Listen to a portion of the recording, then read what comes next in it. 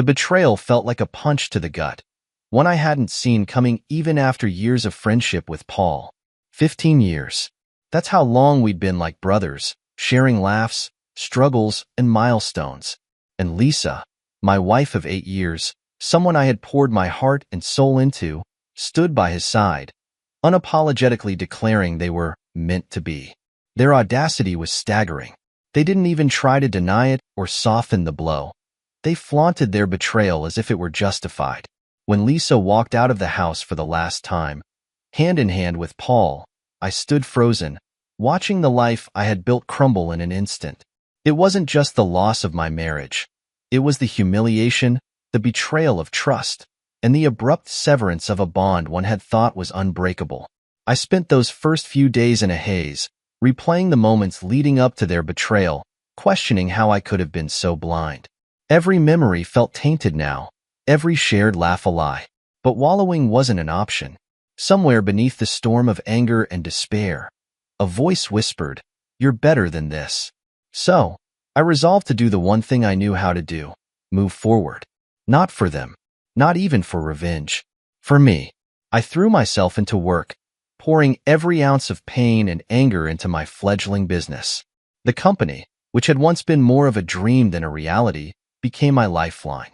The long hours blurred the days together, giving me little time to dwell on the betrayal. But even when I wasn't thinking about them directly, they were still there, fueling my determination to succeed. Every time I felt the weight of self-doubt creeping in, I remembered Paul's smug smirk and Lisa's dismissive words. They had written me off, but I was determined to prove them wrong. The nights were the hardest. The silence in the house was deafening, each empty room a reminder of the life I'd lost. Friends tried to pull me out of my solitude, inviting me to dinners and nights out, but I wasn't ready. I needed to rebuild on my own terms, to find myself again before I could let anyone else in. Slowly, the pain began to dull, replaced by a quiet resolve. It didn't take long for news of Paul and Lisa's marriage to spread. The same friends who offered their support couldn't resist updating me on their lives, despite my attempts to avoid it. From what I gathered, their union wasn't as idyllic as they had imagined. Paul, always the charming opportunist, was struggling to adjust to the reality of being married to Lisa. She, in turn, seemed disillusioned by the lack of the excitement she had expected. Their perfect romance, born of betrayal, was already showing cracks. I didn't gloat, but I also didn't feel sorry for them.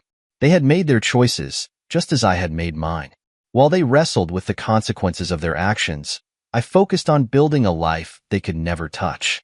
Months turned into years, and my efforts began to bear fruit. Contracts rolled in, my client base grew, and the reputation of my company soared. Each success felt like a step closer to the life I wanted, a life free from their shadows. I wasn't just surviving anymore. I was thriving. And while I rarely thought about Paul and Lisa, when I did, it wasn't with bitterness. It was with indifference. I thought the past was firmly behind me until the night I saw them again.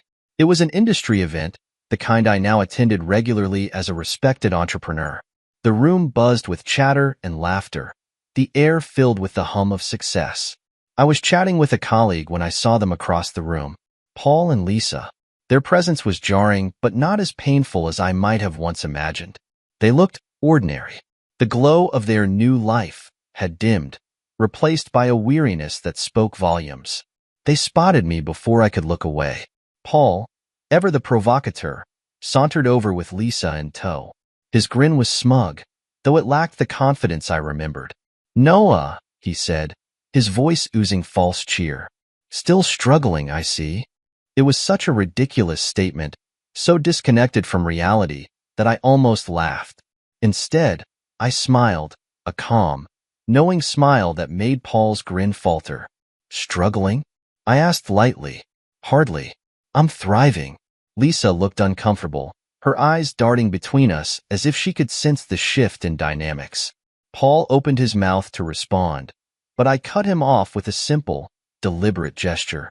"Oh, and I'd love for you to meet someone," I said, glancing toward the entrance. "She's been waiting to join me." As Clara walked into the room, poised and radiant, I saw Paul's face drain of color. Lisa's expression morphed into one of shock, her composure slipping entirely. Clara, Paul's ex-wife, the woman he had betrayed long before he betrayed me, approached with an air of quiet confidence. "Meet Clara," I said, my tone even but brimming with satisfaction. "My partner." The silence that followed was deafening, and for the first time in years, I felt truly at peace. This was just the beginning. In the days that followed the event, the memory of Paul and Lisa's stunned faces lingered in my mind like a bittersweet melody. Introducing Clara to them wasn't an act of revenge. It was a revelation. It was proof that life had a way of turning the tables in the most poetic ways.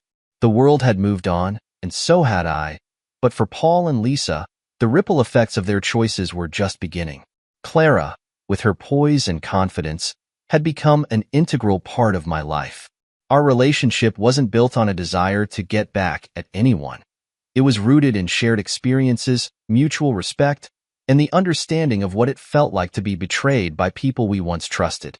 She and I had both endured Paul's lies in different ways, but together, we had risen above the wreckage to create something real. The aftermath of that night, however, revealed cracks in Paul and Lisa's seemingly perfect life. Word quickly spread through our mutual circles about the encounter. Paul, once smug and self-assured, was now the subject of whispered conversations and knowing glances. It didn't take long for the stories to reach me, and while I wasn't actively seeking updates on their lives, I couldn't help but listen when friends shared them. Paul, it seemed, couldn't stop talking about Clara after that night. Mutual acquaintances told me he brought her up in nearly every conversation, veiling his obsession with criticisms or dismissive remarks, but the undertone was clear. Seeing Clara again had unsettled him. He fixated on her success, her elegance, and, most of all, her happiness. Lisa, naturally, began to notice. Their arguments started small, passive-aggressive comments over dinner, awkward silences during social outings, but they quickly escalated. Lisa, once confident in her position as Paul's one and only, began to question her role in his life. She couldn't ignore how often Clara's name came up, or the way Paul's gaze lingered when people mentioned her accomplishments. The foundation of their relationship, already fragile, began to buckle under the weight of insecurity and regret. Clara, meanwhile, was entirely unbothered. When I shared snippets of what I'd heard, she simply shrugged, her expression calm. "Paul has always been his own worst enemy," she said. "Let him deal with the mess he's made." Her detachment was refreshing, a stark contrast to the chaos unfolding in Paul and Lisa's lives. Clara and I focused on our own journey, on building a life that was fulfilling and authentic. Together, we celebrated my business milestones, her successful ventures, and the quiet moments in between. With her, I felt a sense of partnership I hadn't realized was missing before. But Paul's fixation didn't wane. He began reaching out to old friends, attempting to gather information about Clara and me. His tone oscillated between curiosity and bitterness, as though he couldn't decide whether to admire or resent the life we had built together. Lisa, growing increasingly frustrated, confronted him one evening, demanding to know why he was so obsessed with Clara. Their argument, according to those who overheard or were later confided in, was explosive. Lisa accused Paul of still being in love with Clara, of using her, Lisa, as a replacement for the woman he truly wanted. Paul, cornered and unable to deny her claims, lashed out in return, blaming Lisa for their deteriorating relationship. The confrontation unearthed insecurities and grudges they had both tried to bury, and it marked the beginning of the end. Hearing about their unraveling stirred a mix of emotions within me. I didn't revel in their misery, but I couldn't deny the sense of poetic justice. Their betrayal, once a source of so much pain, was now the very thing pulling them apart. It was a reminder that actions have consequences, that the life they had built on lies and deceit could never truly stand the test of time. Clara, ever the pragmatist, summed it up perfectly one evening as we sat on my balcony, watching the city lights. "People like Paul and Lisa think they can outrun their choices," she said, sipping her wine. "But the truth always catches up." I nodded, a sense of quiet satisfaction settling over me.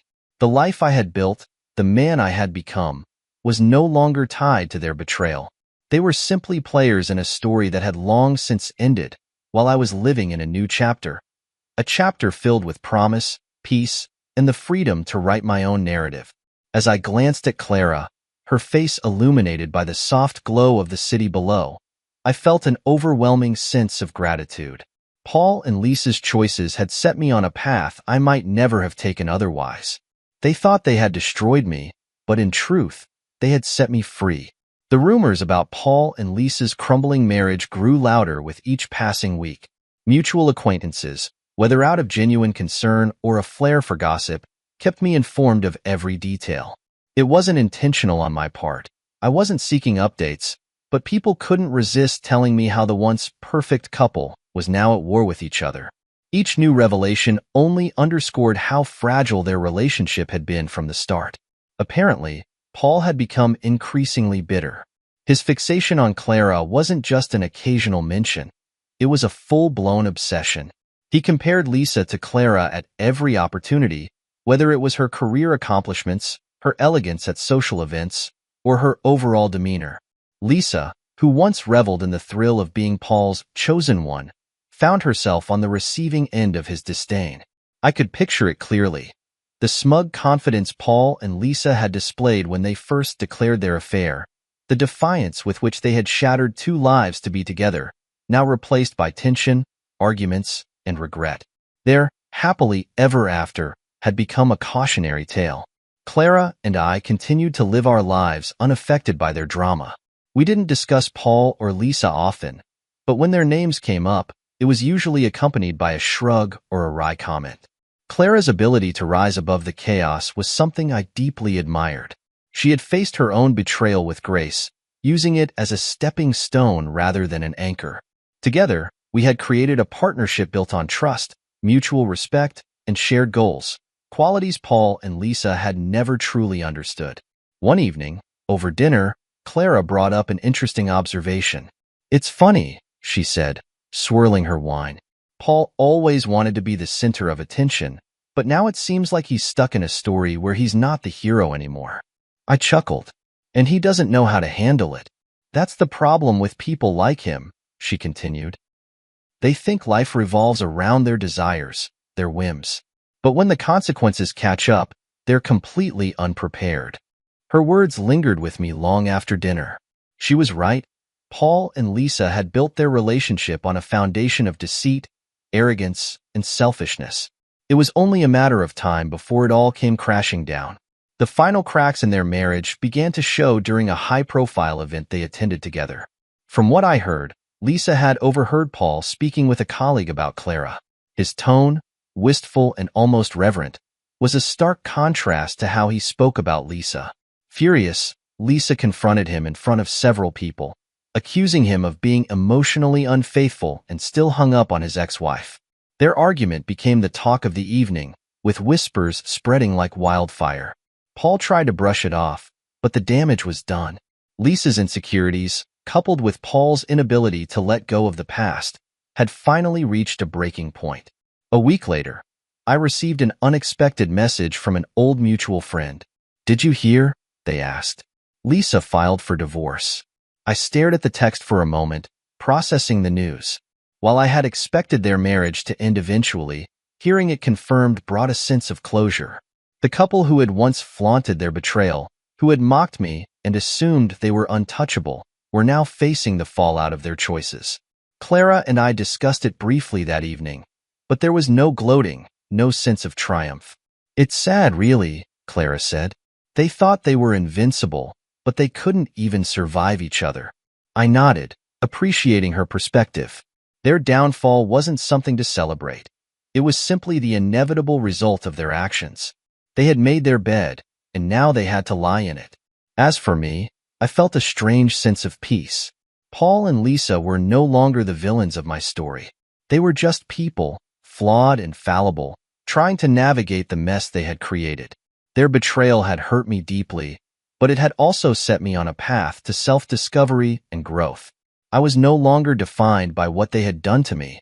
I was defined by how I had risen above it. Life continued to move forward. My business thrived, My relationship with Clara deepened, and the weight of the past grew lighter with each passing day. Paul and Lisa's story was unraveling, but mine was just beginning. As I sat on the balcony that night, Clara by my side, I realized how far I had come. The man who had been broken by betrayal was now stronger, wiser, and happier than ever. Paul and Lisa's choices had led to their downfall, but mine had led to a future filled with promise. Weeks passed, and the news of Paul and Lisa's divorce continued to circulate in our shared social circles.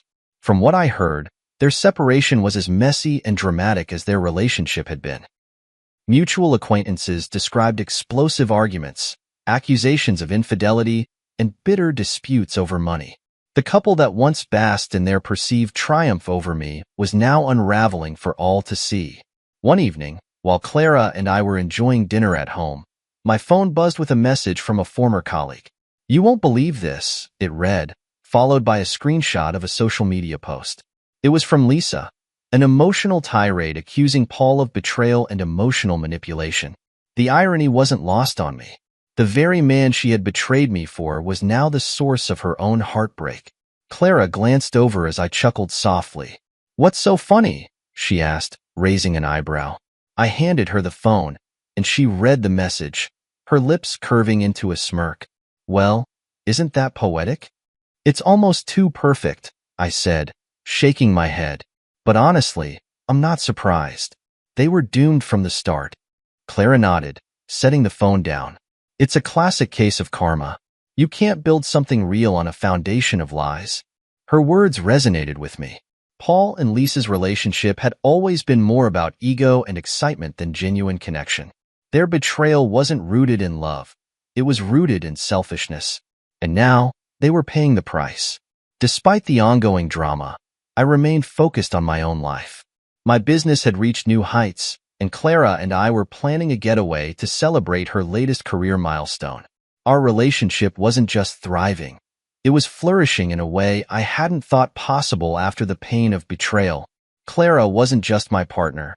She was my equal, someone who challenged me, supported me, and inspired me to be better every day. Meanwhile, Paul's attempts to contact Clara became increasingly desperate. He left messages on her social media, sent emails, and even tried calling from an unknown number. Clara, ever composed, ignored every attempt.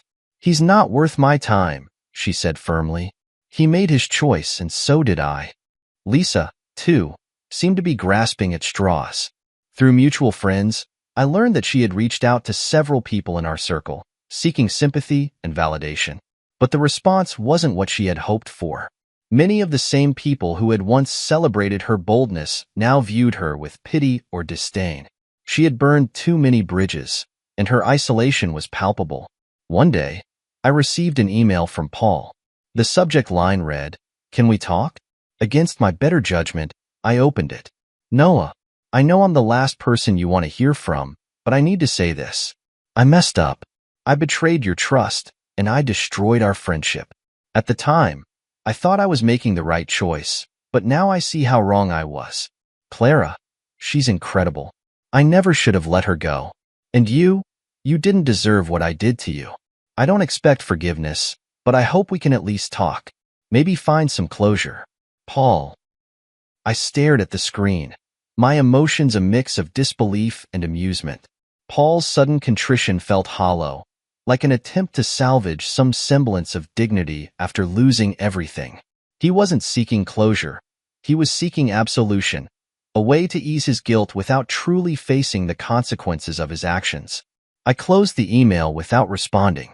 I had no interest in reopening old wounds or entertaining Paul's attempts to make amends. My life was better without him in it, and I wasn't about to let him disrupt the peace I had worked so hard to achieve. That evening, as Clara and I planned our upcoming trip, I felt an overwhelming sense of gratitude. Paul and Lisa's betrayal had once consumed me, but now it was nothing more than a distant memory. Their lives were a cautionary tale, a reminder of the consequences of selfishness and deceit. But my life was proof that resilience, determination, and integrity could lead to something far greater. As Clara leaned over to show me the itinerary she had put together, I couldn't help but smile. The man I had become, The life I had built wasn't just a response to their betrayal.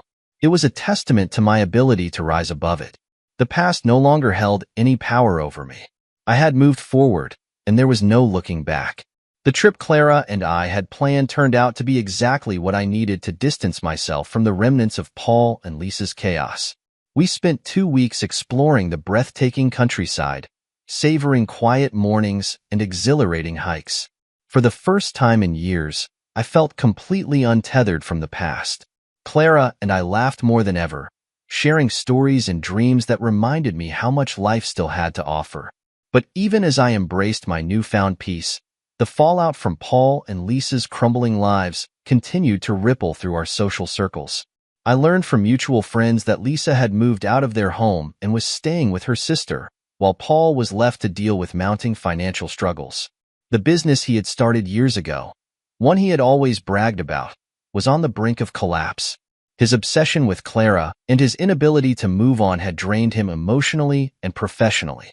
One day, while Clara and I were walking along the beach, my phone buzzed with a message. It was from an old mutual acquaintance. Paul and Lisa officially finalized their divorce, the message read. Paul's been asking around about you and Clara. He's spiraling, man. I showed the text to Clara, who rolled her eyes. He's not spiraling because of us, she said. He's spiraling because he can't face the reality he created. She was right. Paul and Lisa's downfall had nothing to do with me or Clara. Their relationship had been built on deceit and selfishness, and it had inevitably collapsed under the weight of their choices. Still, it was strange to think about how far removed I felt from the chaos that had once defined my life. When we returned home, I found an envelope waiting for me in the mail. It was from Paul. I debated throwing it away without opening it, but curiosity got the better of me. Inside was a handwritten letter. Noah, I don't know how else to say this, so I'll just be honest. I regret everything. Losing Clara was the worst mistake of my life, and betraying you was the second. Lisa and I thought we were building something real, but it was all a lie. I don't expect you to forgive me, but I hope you can at least understand that I'm trying to make amends in whatever way I can. Paul. I folded the letter and set it aside, feeling nothing. His words, though seemingly sincere, didn't carry any weight for me. Paul's regret didn't change what he had done, and it didn't erase the years of pain he and Lisa had caused. But more importantly, it didn't matter anymore. I had moved on. Clara noticed my contemplative expression as I sat on the couch. What's on your mind? She asked, sitting beside me. Paul wrote me a letter, I said, handing it to her. She read it quickly, her lips tightening into a thin line. It's typical, she said, shaking her head. He wants closure, but not for you, for himself. He's still thinking about what he wants. I nodded, appreciating her insight. That's why I'm not responding. I don't owe him anything.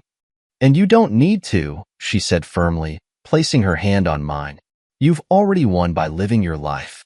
Her words stayed with me as I prepared for the next phase of my journey. My business was expanding into new markets, and Clara and I had begun discussing the possibility of combining our efforts on a joint venture.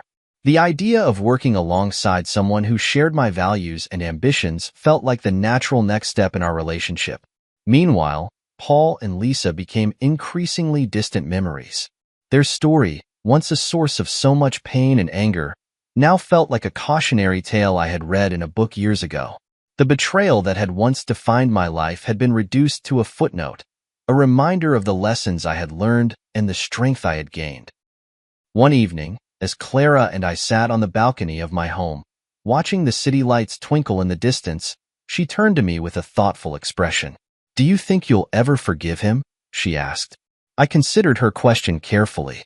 Forgiveness isn't really the issue anymore, I said. It's about letting go, and I've already done that.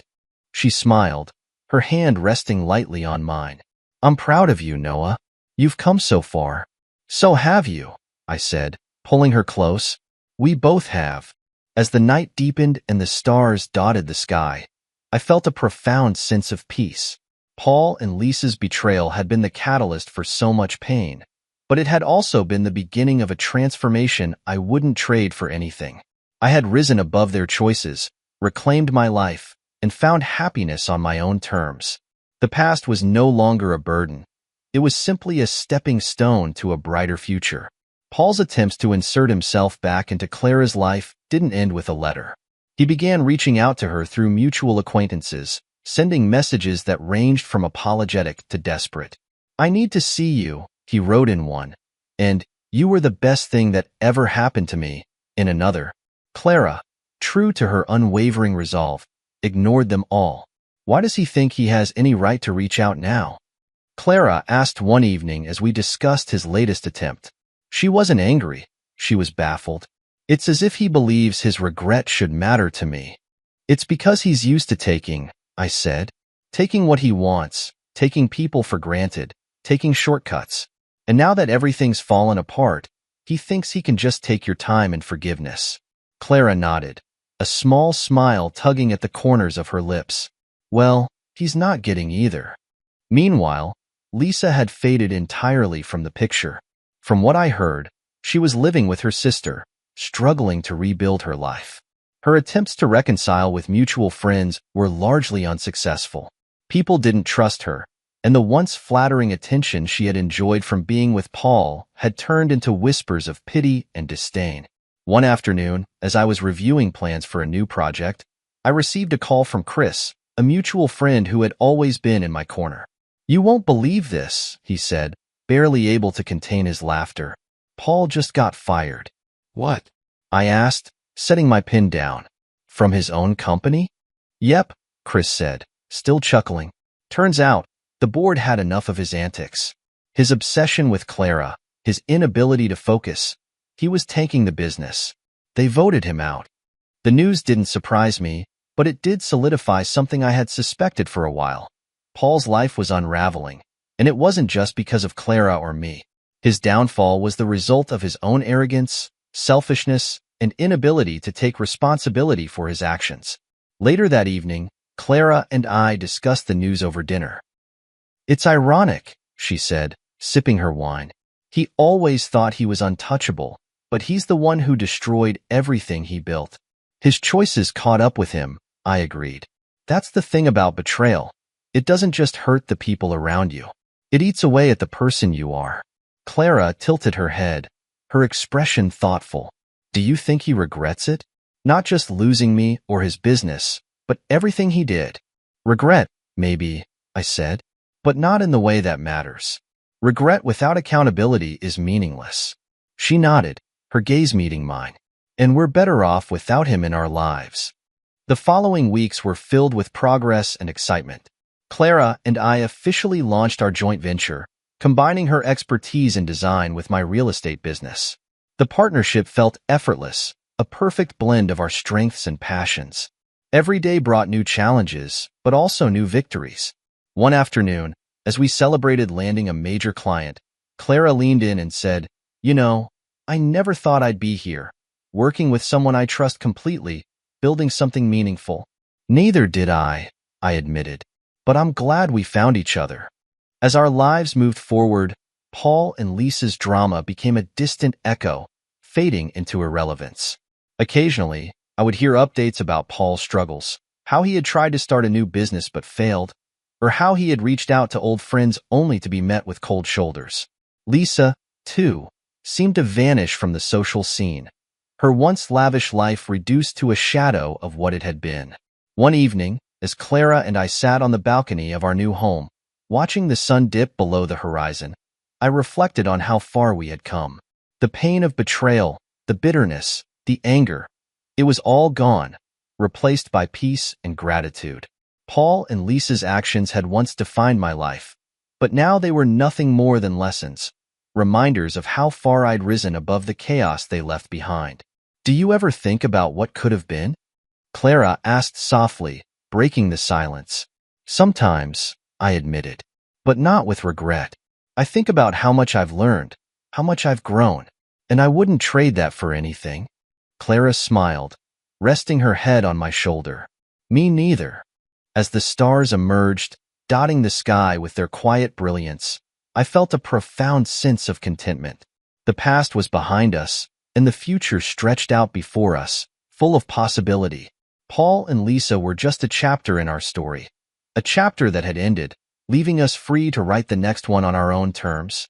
Paul's fall from grace became the talk of our shared social circles. Stripped of his company, his reputation in ruins, and his personal life a mess, he was no longer the confident, charismatic man who had once betrayed me. Now, he was a cautionary tale, a reminder of what happens when arrogance blinds you to the consequences of your actions. Clara and I rarely discussed him anymore. Our lives were too full of excitement and growth to dwell on his self-inflicted misfortunes. Our joint venture had exceeded our expectations, bringing in opportunities that neither of us could have imagined. Each day felt like a new chapter in a story we were writing together, one that had nothing to do with the past. Still, Paul's obsession with Clara lingered. I learned through mutual acquaintances that he had reached out to her again, this time in a last-ditch effort to rekindle what they once had.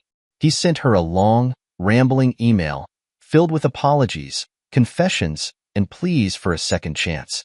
He blamed his downfall on everyone but himself, Lisa, the board of his company, even me, but his desperation was clear. Clara, ever composed, showed me the email with a raised eyebrow. "Should I even bother responding?" she asked. I shook my head. "He's looking for validation, not closure. Don't give him either." She smiled, deleting the email without hesitation. That's exactly what I was thinking. Paul's fixation on Clara wasn't just unsettling. It was damaging what was left of his life. Mutual friends told me Lisa had officially cut all ties with him after learning about his attempts to contact Clara. Their divorce had been messy, but this final betrayal was the nail in the coffin. Lisa wasn't innocent in all of this, but it was clear she was as much a victim of Paul's selfishness as anyone else. One evening, I ran into Chris at a networking event. He pulled me aside, a mischievous grin on his face. "You won't believe what I heard about Paul."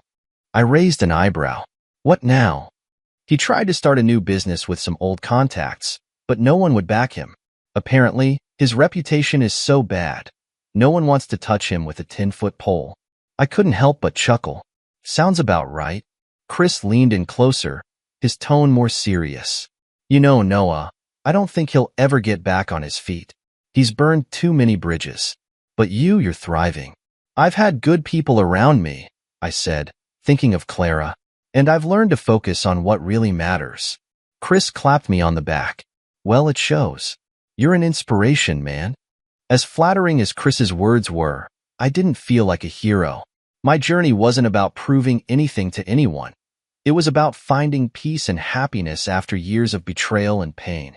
And I had succeeded, not because of what Paul and Lisa had done, but in spite of it. The final nail in Paul's coffin came a few weeks later. A mutual friend forwarded me an article about a lawsuit filed against him by a former business partner. The allegations were serious: mismanagement of funds, breach of contract, and unethical practices. It was the kind of scandal that would destroy what little credibility he had left. Clara and I read the article together, exchanging knowing glances. "It's sad, really," she said. "He had so many chances to turn things around, but he couldn't get out of his own way." "It's his own doing," I said. "Every decision he made brought him here." We didn't dwell on the news for long. Our lives were too full of promise to waste time on someone who had become irrelevant. That evening, as we sat on the patio, watching the sun set over the city, I reflected on how far we had come. "Do you think he'll ever change?" Clara asked, her voice soft. "People like Paul don't change," I said. "Not unless they're willing to take a hard look at themselves. And even then, it's not guaranteed." She nodded, her gaze distant. "I'm glad we moved on." "So am I," I said, taking her hand in mine. "It's the best thing we ever did." As the night deepened and the stars began to emerge, I felt a sense of closure I hadn't experienced before. Paul and Lisa were no longer a part of my life, except as distant memories of a chapter that had long since ended. Their choices had led to their downfall, but mine had led to something far greater. I had built a life filled with love, purpose, and fulfillment. And for that, I was grateful, not to them, but to myself and the people who had supported me along the way. The future was bright, and I was ready to embrace it with open arms. Paul's legal troubles became the talk of the town, adding another layer of humiliation to his already crumbling life. The lawsuit against him was publicized widely, and his name became synonymous with failure and dishonesty in our shared circles. The man who once prided himself on charm and influence was now reduced to a pariah, avoided by those who once admired him. I heard through mutual acquaintances that Paul had tried to reach out to old colleagues for help, but none were willing to take the risk. His actions had alienated everyone who might have supported him, and he was left to face the consequences of his choices alone. Lisa, too, had severed all ties, leaving him with nothing and no one to rely on. Clara and I watched this unfold from a distance, our lives untouched by the chaos that consumed him. We were too busy planning the next steps for our joint venture, which had grown beyond our wildest dreams. The partnership we had built, both personally and professionally, was thriving. Every milestone we achieved felt like a victory, not over Paul and Lisa, but over the doubts and fears we had once carried. One afternoon, as Clara and I prepared for a major presentation to investors, I received an unexpected email. The subject line read, "I'm sorry." It was from Paul. "Noah, I know I'm the last person you want to hear from, but I need to say this. I'm sorry for everything, for betraying your trust, for what I did to Clara, and for the pain I caused. My life is a mess, and it's no one's fault but mine. I don't expect you to forgive me, but I needed to say this. Paul." I stared at the email for a moment, emotions swirling. It wasn't the first time Paul had tried to apologize, but this message felt different. It wasn't laced with excuses or attempts to deflect blame. It was raw, desperate, and strangely honest. "What is it?" Clara asked, noticing my expression. "It's from Paul," I said, handing her my phone. She read the email, her lips pressing into a thin line. "What do you think?" she asked, her voice measured. "I think he's finally realized the depth of his mistakes," I said, "but I don't think it changes anything." Clara nodded, her expression thoughtful. "You don't have to respond, you know. You don't owe him anything." "I know," I said, "but maybe it's time to let go completely." That evening, I drafted a brief response. I didn't offer forgiveness, but I acknowledged his apology. I told him that while his actions had caused immense pain, they had also set me on a path to growth and fulfillment. I wished him well and made it clear that our paths would not cross again. It was a small gesture, but it felt like the final step in closing the chapter on that part of my life. After I hit send, I felt a sense of relief, as if a weight I hadn't realized I was carrying had been lifted. In the weeks that followed, Clara and I continued to focus on our future.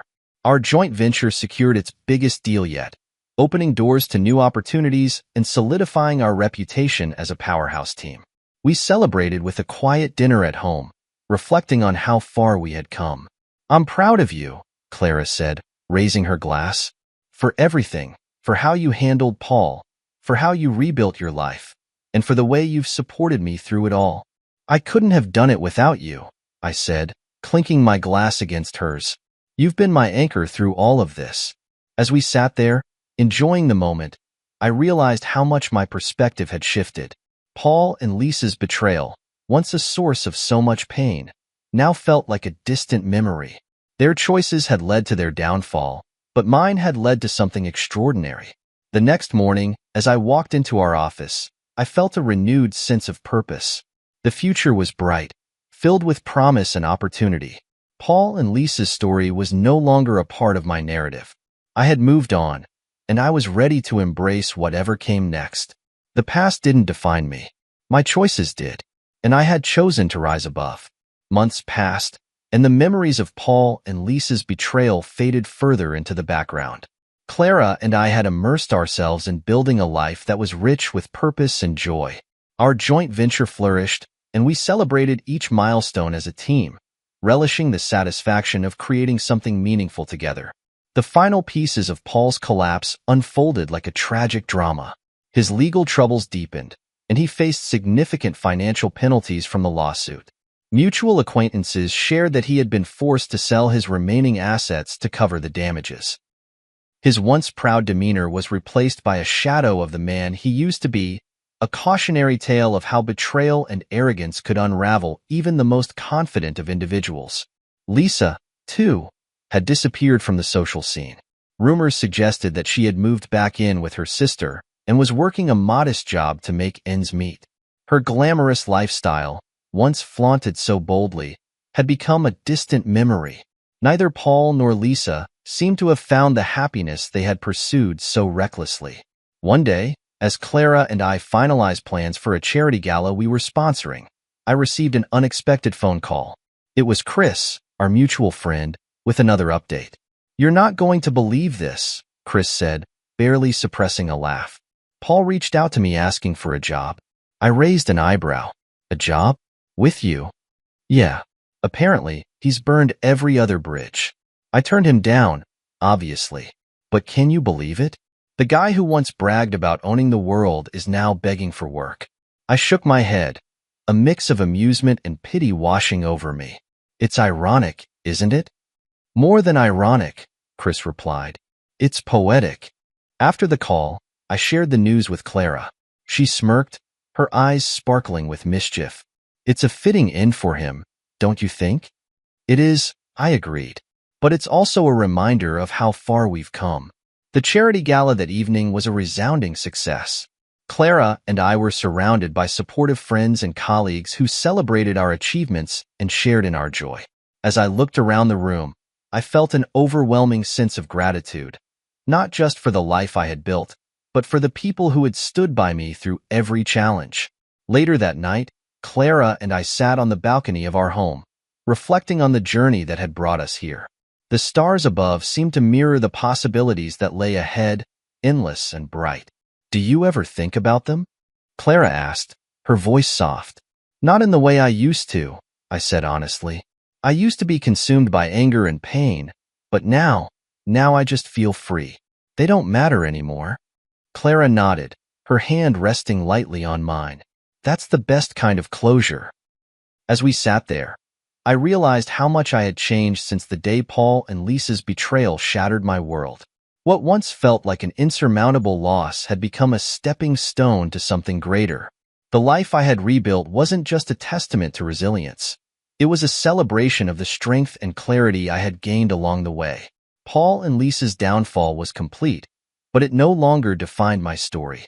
My life was my own, filled with love, purpose, and the promise of a future untainted by the pain of the past. The stars twinkled above as Clara leaned her head against my shoulder. "Here's to us," she said, raising her glass.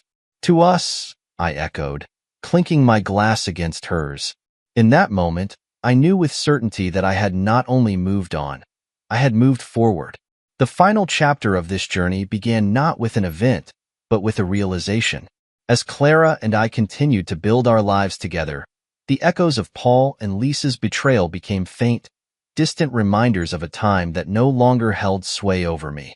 I had grown beyond it, beyond them, and into a version of myself I could truly be proud of. Life had come full circle. Paul and Lisa, once the center of my anger and pain, had faded into irrelevance. Paul's attempts to rebuild his life had failed spectacularly. He had been evicted from his last apartment, and rumors swirled that he was working a string of low-paying jobs to make ends meet. Lisa, too, had vanished from our mutual circles, her name becoming a cautionary tale of betrayal and regret. They were now relics of the past, reminders of choices made and consequences suffered. Clara and I, on the other hand, were thriving. Our joint venture had grown into something far greater than we'd imagined. We traveled often, explored new opportunities, and found joy in the simple pleasures of everyday life. Our partnership wasn't just professional. It was deeply personal, rooted in trust, mutual respect, and a shared vision for the future. One evening, as we sat by the fire in our new home, Clara handed me a small box. "Open it," she said, her smile enigmatic. Inside was a key. I looked at her, puzzled. "It's the key to our next adventure," she explained. "I bought a small cabin by the lake, somewhere we can escape to when we need a break." The gesture was both thoughtful and symbolic, a reminder of how far we had come and how much we had built together. The cabin, nestled in a quiet, picturesque setting, would be a sanctuary, a place where we could create new memories, free from the shadows of the past. As I held the key in my hand, I thought about the man I had been when Paul and Lisa's betrayal first came to light, angry, broken, and unsure of my future. That man felt like a stranger now.